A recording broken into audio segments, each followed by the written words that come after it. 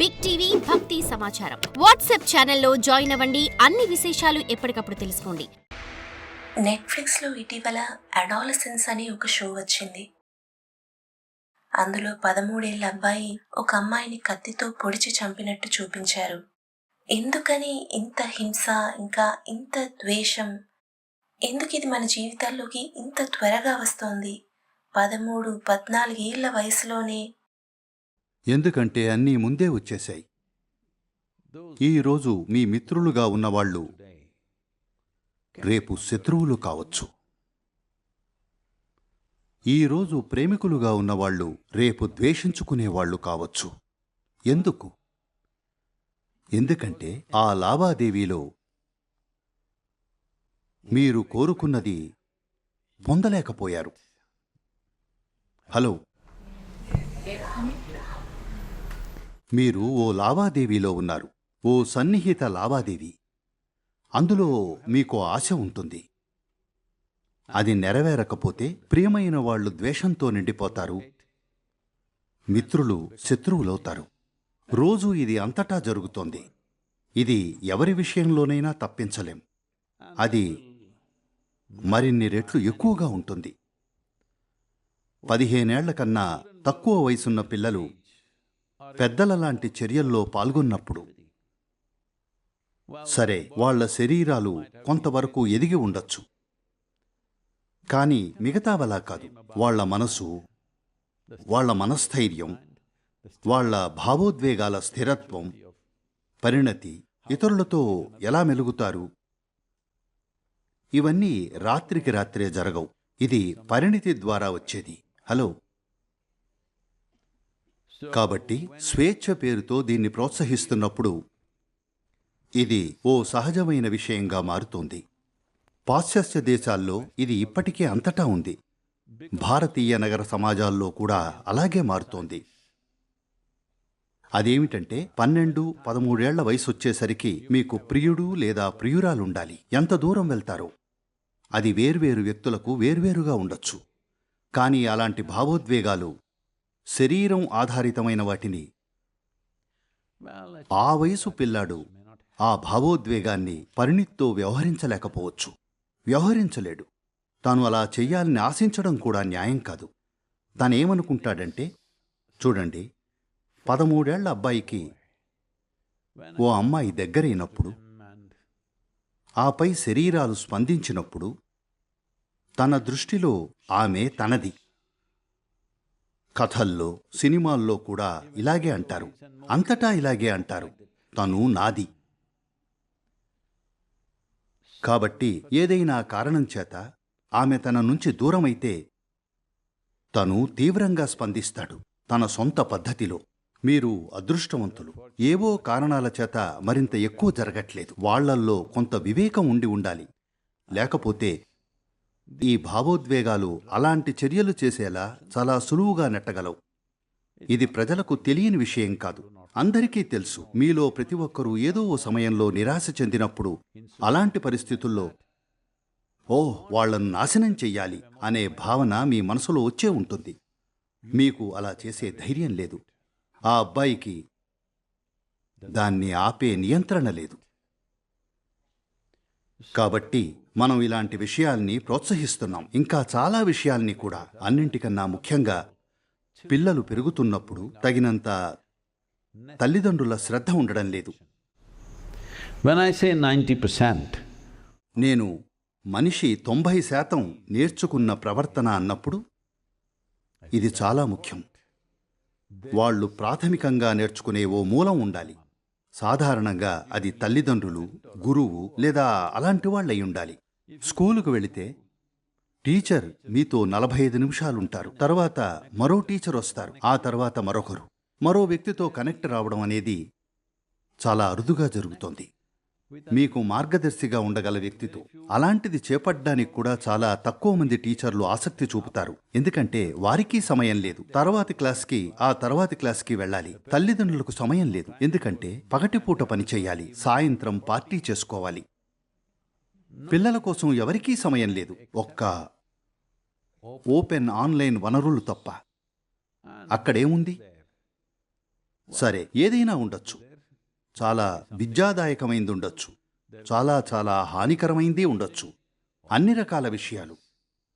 కానీ ముఖ్యమైన విషయం ఏమిటంటే మీ గురించి ఏమాత్రం పట్టించుకోని వాళ్ళచే అందించబడుతుంది. వాళ్ళకి ఇటువంటి వారితో టచ్ ఉండడం లేదు, వారిని ఏదో రకమైన ప్రేమతో చూసేవారితో. చూడండి, ఇది నేను నిన్ను ప్రేమిస్తున్నా, నువ్వు నన్ను ప్రేమిస్తున్నావు గురించి కాదు, దాని గురించి కాదు, మీరు ప్రేమలో ఉండటం గురించి. మీరు అర్థం చేసుకోవాలి, నేను ప్రేమలో ఉంటే చోటుంటుంది, మీకు మీకు మీకు ఇంకా దేనికైనా చోటుంటుంది. ఇది ఒక పక్షపాత దృష్టి కాదు. మీరు ప్రేమలో ఉంటే మీ దగ్గరకొచ్చే దేనికైనా చోటుంటుంది.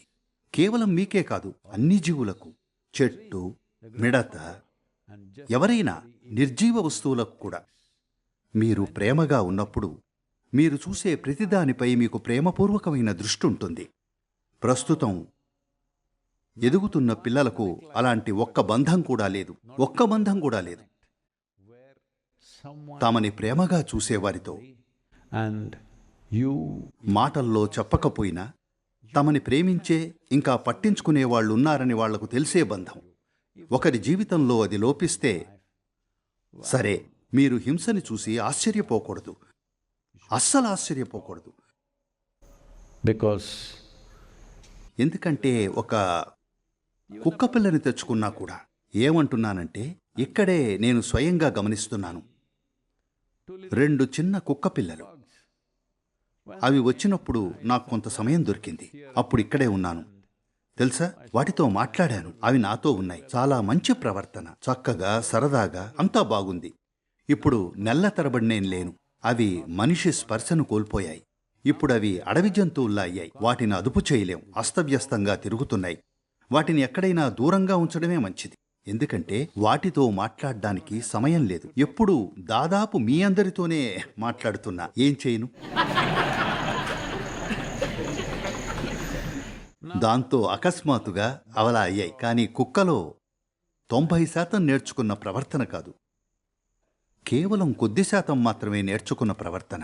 అయినప్పటికీ దాని విషయంలో కూడా స్పష్టమైన తేడాని చూడొచ్చు. కానీ మనిషి విషయంలో అది 90% నేర్చుకున్న ప్రవర్తన. మీరు వాళ్ళని పట్టించుకోకుండా, ప్రేమ లేకుండా వదిలేస్తే అప్పుడు సరే, మీరు పొందుతున్న ఫలితాలను చూసి అస్సలు ఆశ్చర్యపోకూడదు. అలాగే ప్రతి 40 నిమిషాలకు, నేను చెప్తున్నది భారతదేశంలో పిల్లల విషయంలో, ఇప్పటికీ సాధారణంగా బాగానే చూసుకునే దేశంలో, ఇది మనస్తత్వవేత్తలు చెప్పినట్లు మీ కొడుకుతో ఇలా మాట్లాడాలి అనే ఆదర్శవంతమైన పరిస్థితి కాకపోవచ్చు. వాళ్ళు ఏయ్ రారా, టపా టపా టపా పోరా అంటారు. కానీ వాళ్ళు కఠినంగా ఉన్నప్పటికీ పిల్లలకు తెలుసు తమని పట్టించుకుంటున్నారని. ఇది ఈ దేశంలో ఇప్పటికీ బలంగా ఉంది. కానీ ఇది పోతుంది, ఎందుకంటే సమాజం యొక్క మొత్తం ప్రాథమికాలే మారుతున్నాయి. పాశ్చాత్య దేశాల్లో అలా చాలా చాలా ముందే జరిగింది, 2-3 తరాల క్రితం. ఈ రోజు భారతదేశంలో జరుగుతున్నది అక్కడ 2-3 తరాల క్రితం జరిగింది. కాబట్టి వారి వద్ద అది మరింత స్పష్టమైన రూపంలో కనిపిస్తుంది. కానీ అది ఇక్కడ కూడా జరగడం మొదలైంది. ప్రతి 40 నిమిషాలకు భారతదేశంలో ఒక 18 ఏళ్లలోపు పిల్లవాడు ఆత్మహత్య చేసుకుంటున్నాడు. ప్రతి 40 నిమిషాలకు. మీరు ఇక్కడ కూర్చున్నప్పటి నుండి ఒకరు. కాబట్టి ఇది మనం జీవిస్తున్న వాస్తవ పరిస్థితి. కాబట్టి మనం ఆలోచించుకోవాలి. నాకు తెలుసు ఇది నాకు వ్యతిరేకంగా మారుతుందని, ట్రోల్ ఆర్మీ నా మీద పడుతుందని, అవన్నీ జరుగుతాయని. కానీ నేను నిరంతరం చెప్తున్నట్లుగా బిడ్డ అనేది 20 ఏళ్ల ప్రాజెక్ట్. దానికి మీరు సిద్ధంగా లేకపోతే మీకది అవసరం లేదు. చాలామంది నా మీద విరుచుకుపడతారు, చాలామంది రాజకీయ నాయకులు కూడా. అందరూ ఎక్కువ మంది పిల్లల్ని కనాలి, మరింతమంది పిల్లల్ని కనాలి. మత పెద్దలు అలా అంటున్నారు, రాజకీయ నాయకులు అలా అంటున్నారు, కొంతమంది సామాజిక శాస్త్రవేత్తలు అలా అంటున్నారు, ఇంకా వ్యాపార నిపుణులు, పరిశ్రమల వారు అలా అంటున్నారు. ఎందుకంటే యువత లేకపోతే రేపు పరిశ్రమలతో ఏం చేస్తాం? అంతా వృద్ధులేనా?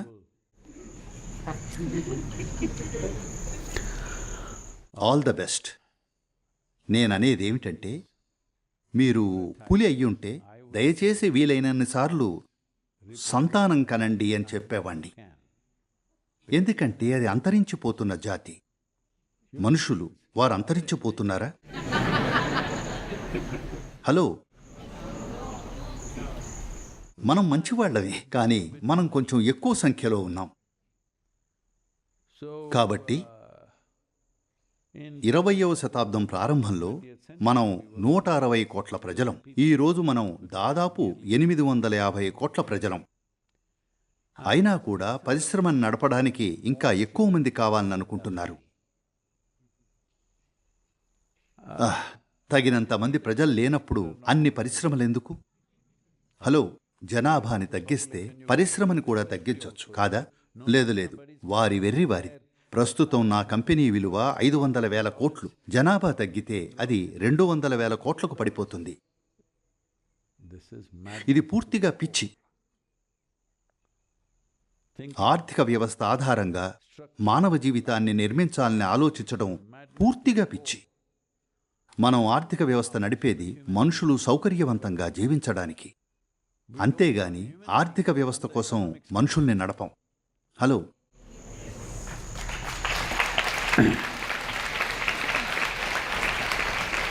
So in this pursuit, కాబట్టి లాభం సంపాదించాలనే ఈ తపనలో, అందరూ పనిచేయాలనే ఈ తపనలో, వీటన్నింటి తపనలో the next తదుపరి తరం మనుషులు నష్టపోతున్నారు. వాళ్లను పట్టించుకోవడమే లేదు. కాబట్టి వాళ్ళు తమకు తోచింది చేస్తారు. వాళ్ళు చేసే కొన్ని పనులు మిమ్మల్ని కలవరపరచొచ్చు, ఆశ్చర్యపరచొచ్చు, అసహ్యం కలిగించొచ్చు. కానీ వాళ్ళు చేస్తారు. ఎందుకంటే మీరు వాళ్ళను పట్టించుకోకుండా వదిలేస్తున్నారు. ఇది ఒక ముఖ్యమైన అంశం. another aspect is, we can put it this way, maybe మరో అంశం ఏమిటంటే, మనం దాన్ని ఒక విధంగా చూడొచ్చు. మా తండ్రి తరం వాళ్లపై బహుశా 70% ప్రభావం వాళ్ల తల్లిదండ్రులది. మరో 20% బహుశా బడి, మరో 5-10% స్నేహితులు, ఇంకా సామాజిక పరిచయాలు. ఇది సుమారు శాతం. మా తరంలో నా గురించి మాట్లాడకూడదు, కానీ మా తరం గురించి మాట్లాడుతున్నాను. నేను ఏ తరానికి చెందినవాణ్ణి కాను, ఎందుకంటే నన్ను 25 ఏళ్లలోపు సమావేశాలకు పిలుస్తున్నారు. కాబట్టి నేను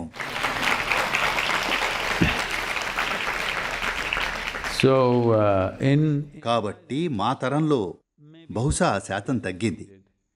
40-50% తల్లిదండ్రుల ప్రభావం, తరువాత పుస్తకాలు, చలనచిత్రాలు, అది ఇది మరో 20-30% అయ్యాయి. టీచర్లు, వాళ్ల ప్రభావం కొంచెం తగ్గింది. బహుశా అది 15-20% నుండి 10% అయింది. ఇలా ప్రస్తుత తరంలో తల్లిదండ్రుల ప్రభావం, ఇది తల్లిదండ్రుల్ని బట్టి మారొచ్చు, కానీ సగటును చెప్తున్నాను. తల్లిదండ్రుల ప్రభావం 10-15% ఉండొచ్చు. తాతామామల ప్రభావం దాదాపు 0. అలా తయారైంది.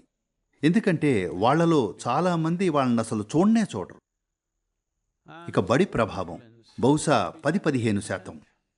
ఎక్కువగా అది సోషల్ మీడియా ఇంకా ఆన్లైన్ ప్రభావమే.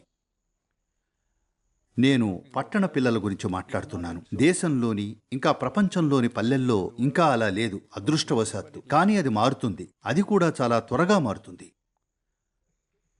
కాబట్టి ఎక్కువగా అతిపెద్ద ప్రభావం వ్యాపార శక్తులది. మీకేం జరుగుతుందో ఏ పట్టింపు లేని వాళ్ళది. అది పిల్లలకు సరి అయిన సంరక్షణ కాదు. ఇది మారాలి. నాకు తెలిసి ఆస్ట్రేలియా ఓ ధైర్యమైన అడుగు వేసింది. 16 ఏళ్ల లోపనుకుంటా సోషల్ మీడియా అకౌంట్ ఉండకూడదు. కరెక్టేనా? 16 ఏళ్ల లోపు. కానీ మీరు 12 ఏళ్లకే సోషల్ మీడియా ఇన్ఫ్లుయెన్సర్ అవ్వాలనుకుంటున్నారు. మరెలా? కాబట్టి ఇది ఒక తీవ్రమైన గందరగోళం. సాంకేతిక పరిజ్ఞానం మానవ శ్రేయస్సుకి సేవ చేయడానికి ఉంది, దీనికి వ్యతిరేకం కాదు అనే విషయాన్ని అర్థం చేసుకోలేకపోవడమే దీనికి దారితీసింది. మనం చిన్నపిల్లల్లా ఉన్నాం. మన దారిలోకి వచ్చే ప్రతి చిన్న విషయానికి ఉత్సాహపడి అదే జీవితంగా చేసేస్తాం. ఏదో వచ్చింది, ఫేస్బుక్ వచ్చింది. ఇక ఎవరి ఫేసులు చూడలేరు, అంతా బుక్కులోనే. తర్వాత తగ్గిపోతుంది, వేరేదో వస్తుంది. ఇలా ప్రతి చిన్న విషయం, కేవలం ఒక చిన్న యాప్ వస్తుంది, ప్రపంచం అంతా దానికి అతుక్కుపోతుంది. కాబట్టి ఇది చాలా బాల్య చేష్ట. నేననుకోవడం మరో 25, 30, 40 ఏళ్లలో ప్రజలు పరిణితి చెందుతారు. జరిగే ప్రతి సాంకేతిక పురోగతికి ఉత్సాహపడరు. దేన్ని వాడాలో దేన్ని వాడకూడదో ఎంచుకుంటారు. ఈ పరిణితి వస్తుందని ఆశిస్తున్నాను. వస్తుందనుకుంటా. ఎందుకంటే మానవ మేధస్సు అనేది ఏదో ఓ సమయంలో నమ్మదగ్గ విషయం. అయితే ఈ 30-40 ఏళ్లలో ఎంత నష్టం జరుగుతుంది, ఎన్ని ప్రాణాలు పోతాయి, ఆ అంచనా భయంకరమైంది. For more videos like this, subscribe Big TV channel.